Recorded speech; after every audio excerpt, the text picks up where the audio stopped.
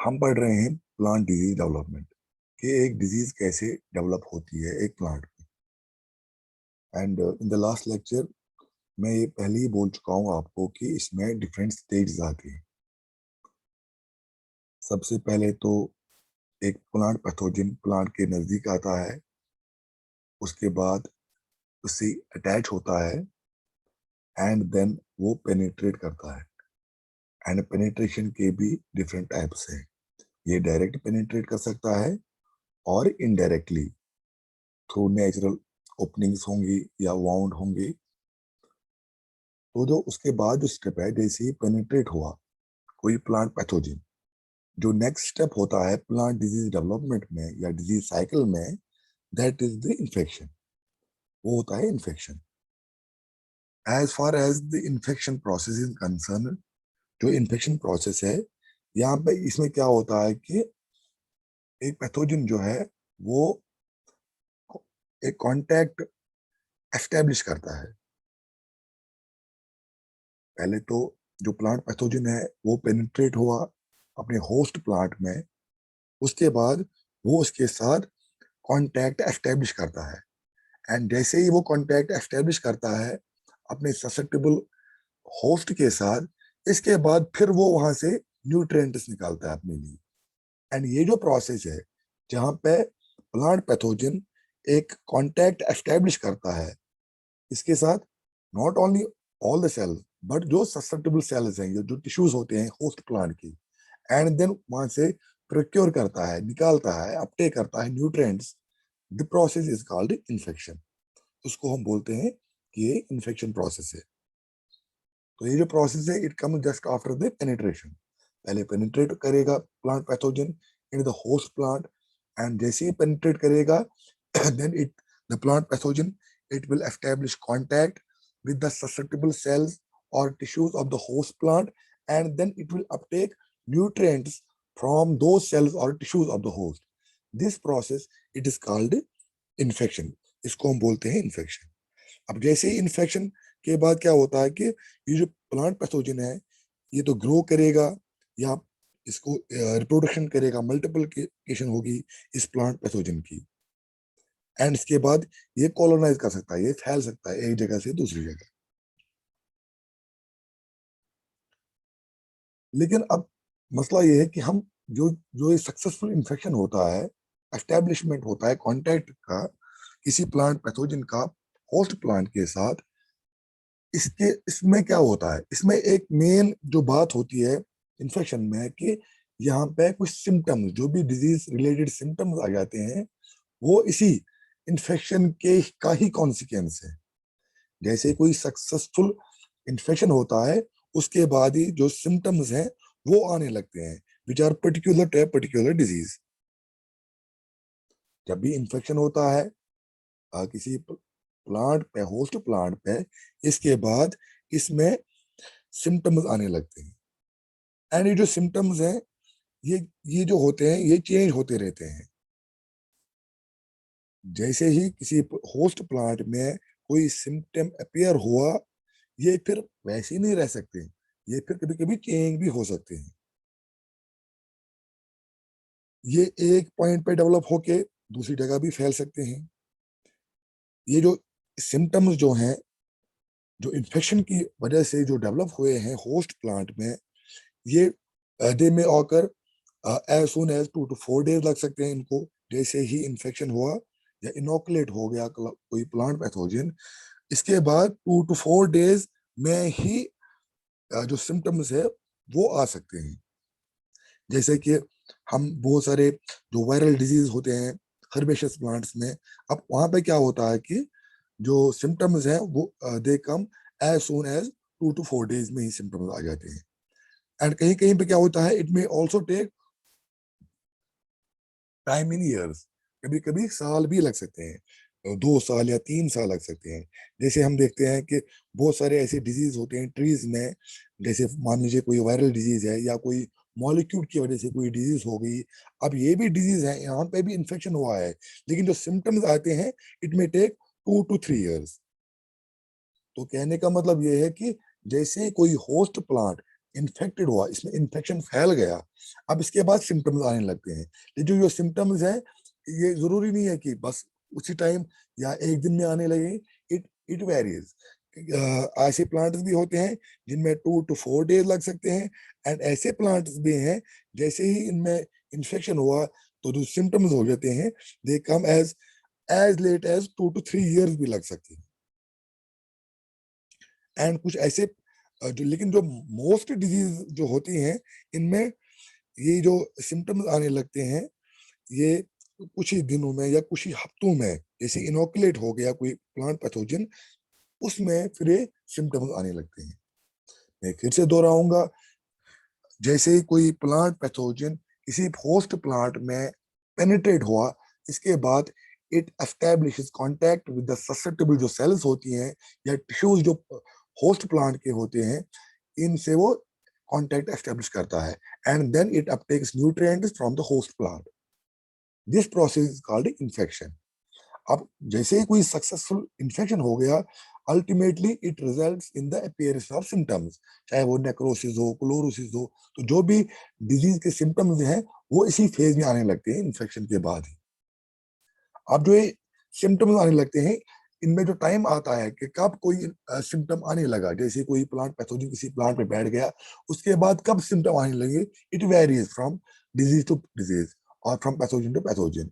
अब ऐसी डिजीज भी होती है जिनमें 2 से 4 दिन लगते हैं, कुछ डिजीज ऐसी भी होती हैं जिनमें सिम्टम्स 2 से 3 साल तक आ जाती हैं। लेकिन अगर हम जनरल की बात करें तो जनरली क्या होता है, जो सिम्टम्स होते हैं ये कुछ दिनों में या कुछ हफ्तों में के बाद ही आने लगते हैं। और ये जो टाइम इंटरवल है, जैसे कोई प्लांट पैथोजन किसी प्लांट पे बैठ गया, इनोकुलेशन हो गई, एंड उसके बाद फिर कब टाइम सिम्टम्स आने लगे, इस पीरियड को हम बोलते हैं incubation period. So incubation period is the time interval between the inoculation phase and then the appearance of disease symptoms in the infection phase. अब ये जो कितना टाइम लग रहा है, अगर कोई प्लांट पैथोजन का कोई या तो पूरा का पूरा प्लांट पैथोजन ही प्लांट पे बैठेगा या इसका कोई पार्ट जिसको हम इनोकुलम बोलते हैं, इनोकुलम जैसे ही कांटेक्ट में आ जाता है होस्ट प्लांट के, उसके बाद कब फिर सिम्टम्स आने लगते हैं इस होस्ट प्लांट में, ये जो टाइम गैप है, जो टाइम इंटरवल है, इसको हम बोलते हैं incubation period. So incubation period is a time interval which is taken by the plant pathogen after infecting. जैसे ही वो बैठ गया किसी प्लांट पे, इसके बाद फिर कब सिम्टम्स अपीयर होने लगते हैं, it is called the incubation period. अब ये जो इंक्यूबेशन पीरियड होता है ये भी वेरी करता है, ये कोई डिफिनेट नहीं है कि किसी में एक दिन लगेगा तो सब में एक दिन लगेगा, ये भी वेरी होता है। It depends on different parameters. पहला तो यह है कि जो पैथोजन होस्ट इसकी कॉम्बिनेशन क्या है। नंबर सेकंड, जब भी ये इन्फेक्शन हो गया या इनोकुलम बैठ गया किसी होस्ट पे, तब होस्ट की जो डेवलपमेंटल स्टेज थी वो कौन सी थी, वो यंग था, वो मैच्योर था। एंड इस तीसरा जो है वो है कि टेम्परेचर क्या था, जो टेम्परेचर जो था एनवायरमेंट में, जो इन्फेक्टेड जहां पे इन्फेक्टेड प्लांट था वहां पे टेम्परेचर क्या था। अब ये जो मैं फिर से दोहराऊंगा, जो लेंथ ऑफ इंक्यूबेशन पीरियड है ये वेरी होती है in different disease. It varies with the particular pathogen host combination, it varies with the stage of the development of the host plant, and it also varies with the temperature that is prevailing in the environment of the infected plant. infected plant, जब plant में infection हो गया तो तब कौन सा कैसा temperature prevail कर रहा था एनवायरमेंट पे। तो जैसे जो इन्फेक्शन जो फेज होता है, इसमें जो पैथोजन होता है वो तो ऑब्वियसली न्यूट्रिएंट डिराइव करता है फ्रॉम द लिविंग सेल्स। अब इसमें क्या हो सकता है कि ये जैसे ही ये डिराइव करता है ये न्यूट्रिएंट्स, एंड ये ऑफन जो होता है कि ये डिराइव तो करता है ये न्यूट्रिएंट्स, लेकिन इसमें जो सेल्स होती है होस्ट सेल्स उनको किल नहीं करता। एंड कभी इंस्टेंस में क्या होता है कि कहीं कुछ पैथोजन ऐसे भी होते हैं जो अपनी होस्ट सेल्स को वो खत्म कर देते हैं, किल करते हैं, एंड इसके बाद उनका जो कंटेंट होता है वो वहां से यूटिलाइज करते हैं।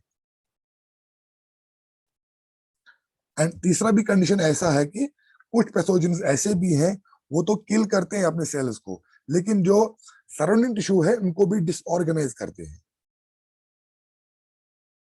तो जैसे ही जो इन्फेक्शन पीरियड जो होता है, जहाँ पे फिर सिम्टम्स आने लगते हैं, इनमें क्या होता है कि जो पैथोजेंस होते हैं वो तो न्यूट्रिएंट्स डिराइव तो करते हैं फ्रॉम लिविंग सेल्स। अब मसला ये है कि what is the effect of this pathogens on the host, जो लिविंग सेल्स होती है, इन पे क्या इफेक्ट करता है। इसमें इसमें भी डिफर करता है। कुछ पैथोजेन ऐसे होते हैं which take the nutrients from the living cell, जो होस्ट सेल्स है उनसे वो न्यूट्रिएंट्स डिराइव तो करते हैं but without killing the cells, वो इनको मारते नहीं है, या अगर अल्टीमेटली मारेंगे भी लेकिन बहुत टाइम के बाद। कुछ ऐसे होते हैं कि जैसे ही वो किसी होस्ट सेल में घुस गए या इनको इन्फेक्ट किया, इसके बाद उनको खत्म करते हैं और इनका जितना भी कंटेंट होता है साइटोप्लाज्मिक कंटेंट, उनको वो यूटिलाइज करते हैं। एंड तीसरा, ऐसा ऐसे भी केसेस हैं जहां पे जो प्लांट पैथोजेंस होते हैं वो अपने होस्ट सेल्स को किल करते हैं, और इनका जो लेकिन जो जहां पे किल करते हैं सेल्स को, जो इनका सराउंडिंग टिश्यू है उनको भी डिसऑर्गेनाइज करते हैं। So these are the three cases कि जो इन्फेक्शन के बाद जो सेल्स होती हैं जिनको प्लांट पैथोजन इन्फेक्ट करता है, इनमें कौन कौन सी चेंजेस आने लगती हैं। एंड ये कैसे होता है, क्योंकि जैसे कोई इन्फेक्शन हुआ, जो प्लांट पैथोजन होता है ये डिफरेंट जो केमिकल्स क्रिएट करते हैं, जिनमें एंजाइम्स होते हैं, टॉक्सिन्स होते हैं, या कुछ ग्रोथ रेगुलेटर्स होते हैं। अब ये जो एंजाइम्स हैं या टॉक्सिन्स हैं या ग्रोथ रेगुलेटर्स, जिनको हार्मोन्स भी बोलते हैं, इनसे क्या होता है कि जो इंटीग्रिटी होती है होस्ट सेल्स की, या जो फिजियोलॉजी होती है इनकी, जो फिजियोलॉजिकल प्रोसेसेस होते हैं सेल होस्ट सेल्स में, वो डिसरप्ट होते हैं। अब जो सक्सेसफुल इन्फेक्शन होता है, इसके लिए कौन कौन से रिक्वायरमेंट्स हैं कि हम कब कहेंगे नहीं अब सक्सेसफुल इन्फेक्शन हो रहा है। ये मैं पहले भी कह चुका हूं कि इसमें मेनली 3 रिक्वायरमेंट्स होते हैं। There are 3 main requirements for the successful infection of a host plant by a plant pathogen. पहला तो ये है कि जो ये होस्ट प्लांट है, इट मस्ट बी ससेप्टेबल, इसको असर होना चाहिए डिजीज से। ये नहीं कि कुछ ऐसे भी प्लांट्स होते हैं which are tolerant to the particular pathogen, इन पे पैथोजन कोई इफेक्ट नहीं कर पाता। तो अगर कोई resistant plant pathogen sorry plant host है, इसमें कभी सक्सेसफुल इन्फेक्शन हो ही नहीं सकता। तो पहला रिक्वायरमेंट ये है कि जो होस्ट प्लांट है ये ससेप्टेबल होना चाहिए। एंड दूसरी कंडीशन उस होस्ट प्लांट की ये होनी चाहिए कि जैसे मान लीजिए कोई प्लांट है, अब इसमें डिफरेंट स्टेजेस हैं, अब कोई खास स्टेज जो है वही ससेप्टेबल होता है। ऐसा नहीं कि कोई प्लांट है इसकी डेवलपमेंटल, पहले ये छोटा था, इसके बाद ये थोड़ा बड़ा हो गया, इसके बाद ये मैच्योर हो गया, फिर ओल्ड हो गया। तो these are some of the stages. अब बहुत सारे प्लांट्स ऐसे होते हैं कि ये जो स्टेजेस होते हैं ये हर कोई ससेप्टेबल नहीं होती, कोई खास स्टेज ही ससेप्टेबल होती है टू द प्लांट पैथोजन। अब सक्सेसफुल इन्फेक्शन के लिए क्या होना चाहिए? नंबर 1, जो प्लांट होस्ट जो है it must be susceptible. Susceptible होने के साथ ये उस स्टेज में होना चाहिए जो वो स्टेज ससेप्टेबल हो। तो अगर जिस स्टेज में एक तो प्लांट खुद ही ससेप्टेबल होना चाहिए, तो ये तो टॉलरेंट होना ही नहीं चाहिए, ये तो ससेप्टेबल है।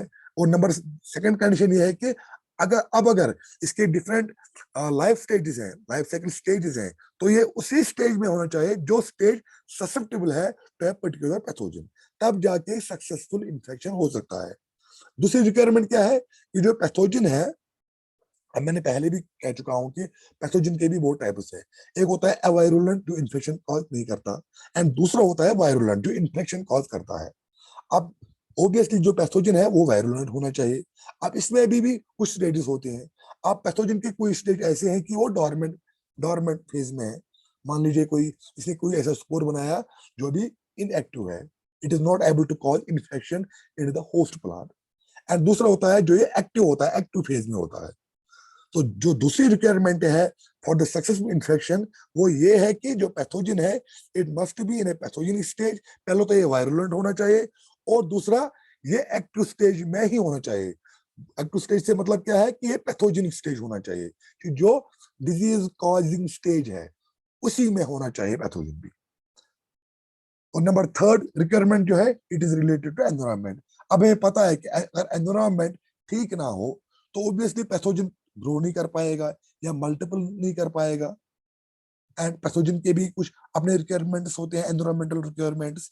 जब तक वो एनवायरमेंटल रिक्वायरमेंट्स इस पैथोजन के लिए ना हो, तभी वो तब तक वो ग्रो नहीं कर पाएगा, मल्टीपल नहीं कर पाएगा। तो जैसे ही उसके खास अपने जो ऑप्टिमल टेम्परेचर है या ऑप्टिमल मॉइस्चर कंटेंट है एनवायरनमेंट जो प्लांट का है उसमें, तब जाके वो ग्रो भी दिखा सकता है and it can easily multiply. So these are the three necessary conditions required for the successful infection. मैं फिर से दोहराऊंगा, अब जो सक्सेसफुल इन्फेक्शन जो होता है प्लांट पैथोजन का प्लांट पे, उसके लिए कौन कौन से रिक्वायरमेंट्स हैं।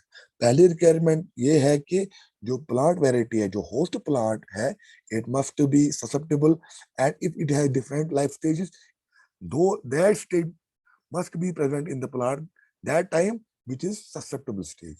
नंबर सेकंड, जो पैथोजन है, डिजीज कॉजिंग एजेंट जो है pathogen, it must be in the pathogenic stage.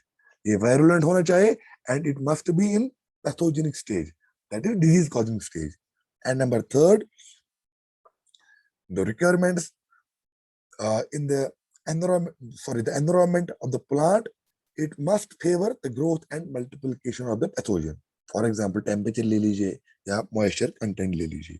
अब अगर ये सारी चीजें हैं, then only there can be successful infection of the host plant by the plant pathogen. अब जैसे ही इन्फेक्शन हुआ, इसके बाद इन्वेजन होता है। मान लीजिए कोई प्लांट पैथोजन जो है वो घुस गया किसी प्लांट में, पेनिट्रेट हुआ, इसके बाद इसने कोई होस्ट सेल ले ली, तो इसमें वो रिक्वायरमेंट्स जो अपने न्यूट्रिएंट्स हैं वो अपटेक कर रहा है। इसके बाद क्या होता है कि ये फिर फैलने लगता है, इन्वेड करता है दूसरी सेल्स में। इस प्रोसेस को बोलते हैं इन्वेजन। अभी जो इन्वेजन जो है, ये भी डिफरेंट तरीके से हो सकता है एंड डिफरेंट एक्सटेंट तक हो सकता है कि कितने प्लांट पार्ट को या पूरे के पूरे प्लांट पे फैलता है या आधे ही प्लांट में फैलता है।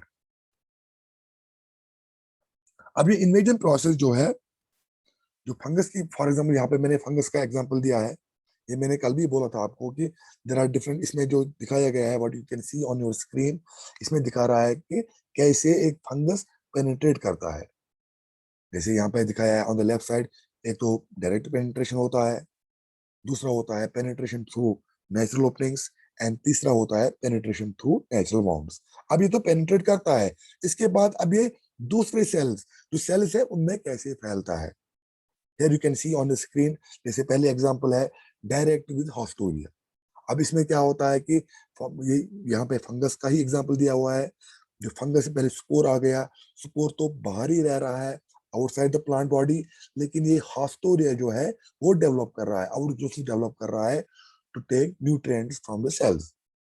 अब दूसरा एग्जांपल इसमें ये है कि जो स्पोर है वो तो पहले जर्मेट हुआ, उसके बाद जो माइसीलियम है, it remained confined to the space between the cuticle and the cell wall, जिसको हम बोलते हैं सब क्यूटिकुलर स्पेस।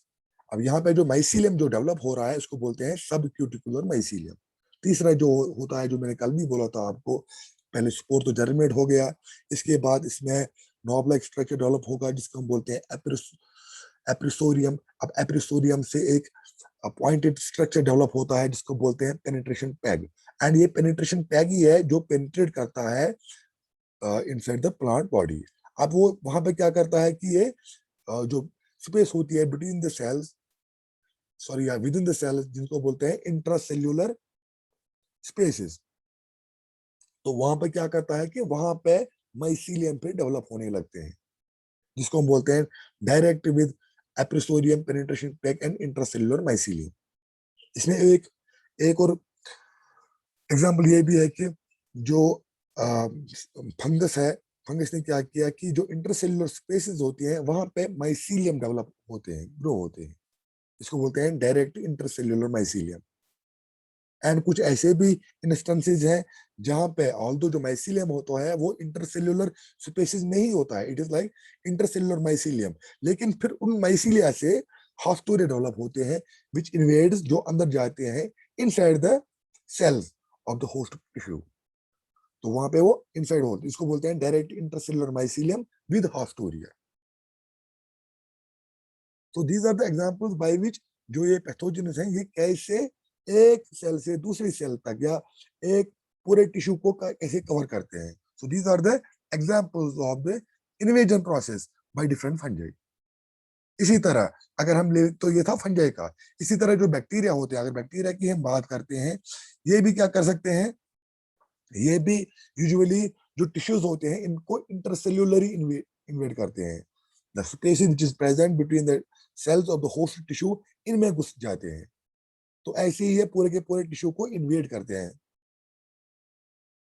तो कभी कभार क्या होता है बैक्टीरिया में कि अगर अब क्योंकि वी नो जो प्लांट सेल्स होते हैं इनके बाहर एक प्रोटेक्टिव सेल वॉल होता है, एंड कुछ इंस्टेंसेस ऐसे भी होते हैं कि सेल वॉल डिसॉल्व हो जाता है, may be due to the enzymes released by the pathogen, जैसे क्यूटिनेसिस है। अगर अब सेल वॉल कहीं डिसॉल्व हो गया तब जाके बैक्टीरिया सेल के अंदर भी जा सकते हैं। जो होस्ट टिश्यू के सेल्स हो जाते हैं होते हैं इनके अंदर भी बैक्टीरिया इन्वेड कर सकते हैं। पहला था, मैं फिर से दोहराऊंगा, पहले था about invasion by the fungi, अब है इन्वेजन बाय द बैक्टीरिया। जो बैक्टीरिया है ये दोनों मोड में जा सकते हैं, it can invade tissues both intercellularly और इंट्रासेल्युलरली। इंटरसेल्युलरली यूजुअली होता है, लेकिन जब सेल वॉल्स जो होस्ट सेल्स के होते हैं वो इंटैक्ट होते हैं। अब अगर कभी सेल वॉल डिसॉल्व हो गया by the chemical secreted by the plant pathogen, तब जाके जो सेल्स हैं दे कैन, जो बैक्टीरियल सेल्स हैं दे कैन इन्वेड इंट्रासेल्युलरली। एक और एग्जांपल है, जैसे बैक्टीरिया जो है जो वैस्कुलर विल्ट, जो वैस्कुलर डिजीजेस कॉज करते हैं इन द होस्ट प्लांट, तब जाके वहां पे क्या होता है कि जो बैक्टीरिया है they can invade the xylem vessels, जो वैस्कुलर टिश्यू है वो उनको उनको भी वहां तक जाते हैं, घुसते हैं, इन्वेड करते हैं उनको। इसी तरह एक और प्लांट पैथोजन का हमें टाइप है नीमेटोड्स। जो ये नीमेटोड्स हैं ये यूजुअली क्या ये भी करते हैं लाइक बैक्टीरिया, यूजुअली इंटरसेल्युलरली, लेकिन कभी कभार ये इंट्रासेल्युलरली भी एक्ट कर सकते हैं। And lastly we have some other pathogen types like viruses, viroids, molecules, rickettsia like organism जिनको हम फास्टिडिस बैक्टीरिया भी बोलते हैं, या प्रोटोजोन्स। ये क्या करते हैं, ये टिश्यूज को कैसे इन्वेड करते हैं, ये एक सेल से दूसरे सेल तक इंट्रासेल्युलरली मूव करते हैं। मान लीजिए पहले एक सेल में था, उसके बाद दूसरे सेल में चले गए, फिर तीसरे सेल में चले गए, लेकिन सेल के अंदर से ही ये इन्वेड, जो साइटोप्लाज्मिक स्पेस है उसमें घुस जाते हैं। तो ऐसे ही ये टिश्यूज को इन्वेड करते हैं। So this was the invasion by other pathogens. अब इन्फेक्शन में एक और टाइप आता है कि इन्फेक्शन के दो टाइप्स एक्चुअली हैं। अब अगर इन्फेक्शन फैला ये एक ही जगह पे रहता है कि पूरे के पूरे प्लांट में ही फैलता है। अब कुछ इन्फेक्शन ऐसे होते हैं कि जहां पे इन्वेजन जो होता है वो एक ही जगह पे रहता है, लोकल होता है, चाहे वो एक ही सेल हो, कुछ सेल्स हो, या एक स्मॉल एरिया हो किसी प्लांट का। ऐसे इन्फेक्शन को जो एक ही सेल में रहे, रेस्ट्रिक्ट रहे, या कुछ सेल्स में, या कुछ small area of the plant में, पूरे के पूरे प्लांट में ना फैले, that type of infection is called localised infection. इसको हम बोलते हैं लोकलाइज्ड इन्फेक्शन। फॉर एग्जांपल कुछ इन्फेक्शन जैसे फंगस, फंगल इन्फेक्शन होते हैं, बैक्टीरियल इन्फेक्शन कुछ होते हैं, निमेटोडल इन्फेक्शन या वायरल इन्फेक्शन होते हैं, या कुछ पैरासाइटिक हायर प्लांट्स जो है जैसे वो इन्फेक्ट करते हैं होस्ट प्लांट को, लेकिन जो इन्फेक्शन होते हैं वो लोकल होते हैं। These infection are called localised infection. अब कुछ ऐसे इन्फेक्शन भी हैं जहां पे एक प्लांट पैथोजन ऑल्दो वो एक ही जगह घुसता है होस्ट प्लांट में, लेकिन उसके बाद इन्वेजन पीरियड में क्या करता है, ये पूरे के पूरे जब बहुत सारे एरिया में जो प्लांट होस्ट प्लांट है उसके बहुत सारे जो बॉडी है वहां पे फैलता है, या पूरे के पूरे जो है प्लांट बॉडी में ही फैल सकता है। ये रेस्ट्रिक्ट नहीं रहता एक ही जगह पे, अनलाइक लोकलाइज्ड इन्फेक्शन। ऐसे वाले इन्फेक्शन को जो एक ही पॉइंट से तो फैलेगा, वो पहले तो एक ही पॉइंट पे होता है, लेकिन उसके बाद स्प्रेड होता है। तो जितने भी ससेप्टेबल सेल्स या टिश्यूज होते हैं प्लांट बॉडी में, चाहे वो पूरी की पूरी प्लांट बॉडी क्यों ना हो, तो सारी की सारी प्लांट बॉडी में ही इन्फेक्शन फैल सकता है। ऐसे वाले इन्फेक्शन को हम बोलते हैं सिस्टमिक इन्फेक्शन। इसकी एग्जांपल मान लीजिए ये जो रिकेट्सिया लाइक ऑर्गेनिजम्स हैं, मैंने पहले ही क्या कह चुका हूं कि ये यूजुअली इनहेबिट करते हैं द वैस्कुलर टिश्यू, चाहे वो जाइलम हो या फ्लोएम हो। अब जो ये बैक्टीरिया है, जो चाहे जाइलम में है या फ्लोएम में है, ये क्या करते हैं, ये through xylem and through phloem पूरे के पूरे प्लांट बॉडी में फैल सकते हैं। इसी तरह कुछ मॉलिक्यूल्स हैं, प्रोटोजोआ हैं, या कुछ वायरल इन्फेक्शन हैं, या वायराइड की वजह से जो इन्फेक्शन होता है। तो ऐसे भी एग्जांपल्स हैं जहां पे इन्फेक्शन एक ही पॉइंट पे नहीं रहता, बट इट स्प्रेड्स और इन्वेड्स मोस्ट और ऑल द ससेप्टेबल जो सेल्स एंड टिश्यूज हैं प्रेजेंट इन द प्लांट, वहां पे स्प्रेड होते हैं। Five type of infection, it is called as systemic infection. मैं फिर से दोहराऊंगा, डिपेंडिंग ऑन द स्प्रेड कि कितना फैलेगा ये, we have got two types of infections. Number one is localized infection, where the infection, they are not uh, spread throughout the body, but it involves only a single cell or few cells or a small area of the plant. Such infections are called localized infections. They may be caused by some fungi, bacteria, nematodes, viruses, and some parasitic hair plants. And there are still some infections where the pathogen, although it starts from a single initial point from in the plant body, but later on it spreads and invades most or all the susceptible cells and tissues present in the host plant body. Such type of infections are called as systemic infections. The examples are those infections caused by mostly the vascular, bacteria residing in the vascular tissues, like xylem inhabiting or phloem inhabiting bacteria, infections caused by some molecules, some protozoans, and some infections caused by viruses and viroids. So ये था कि infection कहाँ कहाँ पे फैल सकता है। अब जैसे ही इन्फेक्शन फैला, इसके बाद जो पैथोजन है जो घुस गया है किसी प्लांट बॉडी में, अब ये क्या करता है कि ये फिर ग्रोथ दिखाता है, इसको बढ़ना भी है एंड इसको रिप्रोड्यूस भी करना है। जैसे अगर ये रिप्रोडक्शन नहीं करेगा तो ये आगे अपनी रेंज बढ़ा नहीं सकता, तो ये क्या करता है कि या तो ये ग्रो करेगा, ये तो ग्रोथ भी दिखाता है एंड रिप्रोडक्शन भी करता है। कहाँ पे? इन द होस्ट, जो होस्ट प्लांट है वहां पे ग्रोथ भी दिखा सकता है एंड रिप्रोड्यूस भी कर सकता है इन द होस्ट प्लांट। तो पहला जो है, जो पैथोजन है, जैसे ही किसी होस्ट प्लांट पे घुस गया, अभी स्प्रेड हो रहा है इन्फेक्शन। ये इन्फेक्शन जो है यूजुअली क्या होता है कि ये क्या कर सकता है कि जब तक इन्फेक्शन इन्फेक्शन फैलता रहता है कि जब तक ये प्लांट डेड ना हो। एंड कभी कभार क्या होता है, जो फंगल जैसे फंगस है, ये निमेटोड्स हैं, ये एक्टिवली मूव करते हैं from one tissue to other tissue, या from one plant to other plant. एक फंगस है, किसी एक प्लांट पे या दूसरे प्लांट पे जा सकते हैं इजीली। लेकिन जो बाकी पैथोजन हैं, इनको रिप्रोड्यूस करना है एंड ये जैसे ही नंबर बढ़ाते हैं तो फिर ये पैसिवली मूव होते हैं थ्रू सम एजेंट। अब जो रिप्रोडक्शन होता है in the host tissue, in some bacterial sorry in some plant disease, ये कैसे होता है? पहला केस है फंगस का। अब वी नो कि जो फंगस होते हैं ये रिप्रोड्यूस करते हैं यूजुअली बाय द स्पोर्स। अब ये स्पोर्स हो जाते हैं, ये इंटरसेल्युलरली हो सकते हैं या इंट्रासेल्युलरली, ये अंदर भी कर सकते हैं प्लांट बॉडी में, सेल्स के अंदर या सेल्स के बाहर। इसी तरह ये सरफेस पे जो प्लांट होस्ट प्लांट्स है, इसके सरफेस पे भी रिप्रोडक्शन कर सकते हैं थ्रू द स्पोर्स या in the interior plant body के अंदर। नंबर सेकंड है हमारा जो प्लांट पैथोजन का टाइप है, दैट इज बैक्टीरिया। जो बैक्टीरिया है, वी नो कि बैक्टीरिया जो है they divide usually by cell division. अब ये सेल डिवीजन जो करते हैं होस्ट सेल, ये होस्ट सेल के अंदर भी कर सकते हैं या बाहर भी, either on the surface of the host plant or in the interior. And अगर इंटीरियर में करेंगे, they can divide in the cells or outside the cells, intracellularly or intercellularly. तीसरा होता है वायरसेस।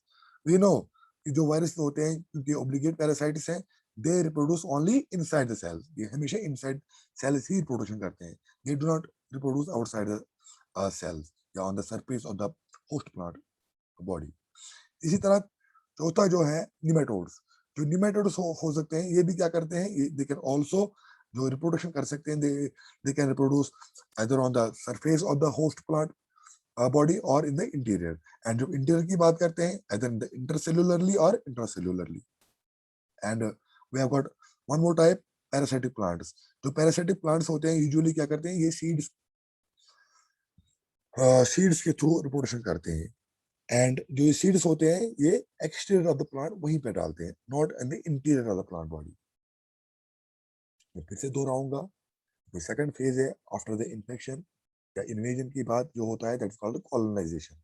कॉलोनाइजेशन फेज वो फेज है जहाँ पे जो प्लांट पैथोजन है, इसका जो साइज है वो बढ़ेगा, ग्रोथ दिखाएगा एंड या रिप्रोडक्शन करेगा। एंड इसमें भी जो प्लांट पैथोजन है, ये तब तक स्प्रेड होता रहता है जब तक प्लांट डेड ना हो, एंड कहीं कहीं पे इन्फेक्शन जब तक स्टॉप ना हो जाए तब तक ये फैलता रहता है। एंड कुछ प्लांट पैथोजन ऐसे होते हैं जो मूव कर सकते हैं एक प्लांट से दूसरे प्लांट पे, जैसे फंगस है या निमेटोड्स है। लेकिन जो बाकी हैं इनको रिप्रोडक्शन करना जरूरी होता है, ताकि चाहे स्पोर बनाए उसके बाद ये स्पोर एक दूसरे से दूसरी जगह पे जा सके। As far as reproduction is concern, जो फंगस होते हैं they produce usually by the spores, and on the host जो प्लांट होता है, they can produce the spores either on the surface of the host plant or inside the host plant. As far as the interior is concerned, the fungal जो fungal pathogens होते हैं, they can produce spores either intracellularly or intercellularly. जो bacteria होते हैं, they are produced by cell division. जो cell division होता है, it can occur either on the surface of the host plant body or in the interior. As far as interior is concerned, again, they can divide intracellularly or intercellularly. As far as viruses are concerned, they are obligate parasites and they divide only inside the host cells. And nematodes का जहाँ तक सवाल है, ये भी like bacteria and fungus, they can divide on the surface or in the interior. As far as interior is concerned, they can divide both intracellularly or intercellularly. And last type of plant pathogen, what we call as parasitic plant. These plants are produced by seeds, but the seeds are produced only on the surface or the exterior of the plants only. ये जो rate है, growth rate, ये depend करती है कि कौन से plant pathogen present है, होस्ट कैसा है एंड एनवायरनमेंट कैसा है।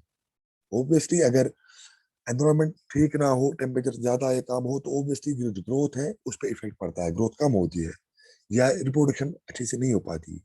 तो जो ग्रोथ एंड रिप्रोडक्शन है, इट डिपेंड्स ऑन कि कौन सा पैथोजन है, वो कैसे रिप्रोड्यूस करता है, एनवायरनमेंट कैसा है, एंड जो होस्ट है उसकी कंडीशन कैसी है during the infection period. So this is the phase what we call as colonization, where the growth and reproduction of the plant pathogen occurs. अब जैसे ही प्लांट पैथोजन ने रिप्रोडक्शन किया या इसने अब नए जो इंडिविजुअल्स हैं वो बनाए, या मान लीजिए स्पोर्स बनाए, सिक्लेरोटिया बनाया, या बैक्टीरिया ने नए बैक्टीरिया बनाए बाय सेल डिवीजन। अब ये क्या करता है कि ये अपने जो ये प्रोपेग्यूल्स हैं ये फैलाता है, ये डिसिमिनेट करता है from one plant to other plant, या from one locality to other locality. इस प्रोसेस को जो स्प्रेड होते हैं, अब ये प्रोपेग्यूल्स, मैं फिर से दोहराऊंगा, जो अभी तक हमने इन्फेक्शन पढ़ा process, that was the primary infection, that was that was produced because of the primary inoculum. वो प्राइमरी इन्फेक्शन था जो अभी तक हुआ। इसके बाद अभी रिप्रोडक्शन करके नए से फिर से स्पोर्स बनाएगा या नए बैक्टीरिया बनेंगे। अभी जो नए बन रहे हैं इनको बोलते हैं सेकेंडरी इनोकुलम। अब ये क्या करेगा, ये इनको डिस्ट्रीब्यूट करेगा टू अदर प्लांट्स। इस प्रोसेस को स्प्रेड करता है अपने propagules to the other plants. The process is called dissemination. इसको बोलते हैं बेटा डिसेमिनेशन बोलते हैं इस प्रोसेस को। तो कुछ पैथोजेनस जैसे निमेटोड की बात लेते हैं, ओमाइसिटीज या जूस्पोर फंजे या बैक्टीरिया जो है, ये कुछ डिस्टेंसेस खुद ही कवर कर सकते हैं, या एक होस्ट से दूसरे होस्ट तक खुद ही जा सकते हैं, लेकिन कंडीशन ये है कि वो बहुत ही क्लोज होने चाहिए। जैसे मान लीजिए फंगस है, ये हाइफी प्रोड्यूस करता है, ये तो बिटवीन टिश्यूज तो ये जाता है एक टिश्यू से दूसरे टिश्यू से, एंड कभी कभार क्या करता है कि ये सॉइल में जाता है, और सॉइल में मान लीजिए कहीं सॉइल में साथ में ही दूसरे जो प्लांट है, होस्ट प्लांट है, उसके रूट्स हैं, अगर वो कुछ ही सेंटीमीटर पे ही दूसरा प्लांट है, तो इसके रूट्स में घुसता है। लेकिन ये जो इंस्टेंसेस हैं, एक प्लांट से दूसरे प्लांट तक खुद ही जाना, ये बहुत लिमिटेड होता है।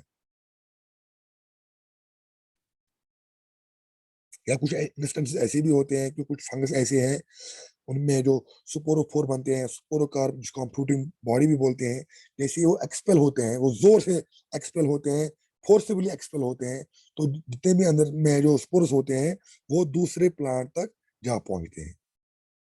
लेकिन इनके बगैर अब ये जो इंस्टेंसेस हैं जो खुद ही फैलते हैं, ये इंस्टेंसेस बहुत ही कम है। एट लार्ज अगर हम बात करें, मैक्सिमम जो जितने भी डिजीज हैं, जहां पे ये जो डिसेमिनेशन होता है, ये होता है थ्रू सम एजेंट्स, एंड जो मेन एजेंट्स जो होते हैं फॉर द डिसेमिनेशन, वो होते हैं या तो एयर हो सकता है या इंसेक्ट्स होते हैं। And apart from air and insects, there are some other agents like water है, या कुछ एनिमल्स हैं, even human beings. So these are the agents of dissemination by which the plant pathogen, जब जैसे इसने रिप्रोडक्शन किया किसी होस्ट प्लांट पे, इसके बाद ये दूसरे प्लांट पे कैसे जा सकता है। The process is called a dissemination, and it may occur by itself, but the chances are very low. लेकिन जो at large जो dissemination होता है, it is carried out by some agents like air, insects, water, animals, human beings, etc. So these are some of the agents of the dissemination. अब हम पहले एक एक करके पढ़ेंगे। जैसे आप you can see on the screen, जैसे भी यहाँ पे एग्जाम्पल में दिखाया, विंड की वजह से स्पोर्स डिसेमिनेट हो रहे हैं, या कभी रेन जो होता है, रेन रेन उठता है तो रेन के साथ ही स्पोर्स उठते हैं। यहाँ पे विंड ब्लोन रेन है, अभी बारिश हो रही है तो विंड भी जा रहा है, तो अगर इन रेन ड्रॉप्स में